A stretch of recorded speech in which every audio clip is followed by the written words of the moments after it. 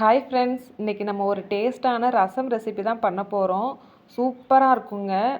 நான் சொல்கிற மாதிரி பண்ணால் உங்கள் தெருவே மணக்கும், அந்த அளவுக்கு மணமாக இருக்கும். நான் சொல்கிற அளவில் நீங்களும் செஞ்சு பாருங்கள். இப்போ எப்படி பண்ணுறதுன்னு பார்க்கலாம். ஒரு லெமன் சைஸ் புளி எடுத்திருக்கேன். அதை நல்லா ஊற வச்சு கரைச்சி எடுத்துக்கோங்க. இதில் இருக்க வேஸ்ட்டை ரிமூவ் பண்ணிடுங்க. அப்புறமா 2 தக்காளி எடுத்து நல்லா கரைச்சிக்கோங்க.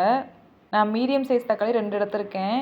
அடுத்து மசாலா பண்ணுறதுக்கு 2 பச்சை மிளகா, 10 பல்லு பூண்டு, 3/4 ஸ்பூன் ஜீரகம், 1 ஸ்பூன் மிளகு எல்லாம் சேர்த்து அரைச்சி எடுத்துக்கலாம். இந்த மாதிரி கொரகொரப்பாக அரைச்சி எடுக்கணும்.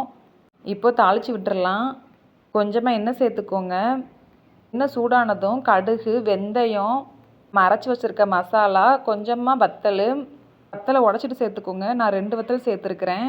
கருவேப்பிலை, கொத்தமல்லி, கொஞ்சமாக பெருங்காய பொடியும் மஞ்சள் பொடியும் சேர்த்துக்கோங்க.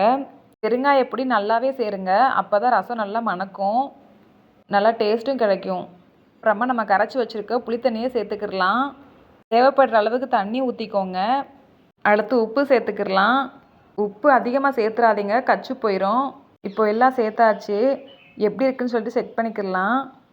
புளிப்பு, உப்பு, உரப்பு எல்லாமே கரெக்டாக இருக்குங்க. நல்லா டேஸ்ட்டாக வந்திருக்கு.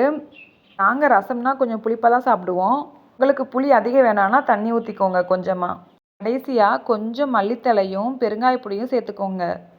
இது தாங்க ரசத்துக்கு தனி மணமும் ருசியும் கொடுக்கும். ரசம் கொதிக்கக்கூடாதுங்க. முறை வந்தோடனே ஆஃப் பண்ணிக்கோங்க. அவ்வளோதாங்க, நம்ம ரசம் ரெடி ஆயிடுச்சு. நீங்களும் செஞ்சு பார்த்துட்டு கமெண்ட் பண்ணுங்கள் ஃப்ரெண்ட்ஸ்.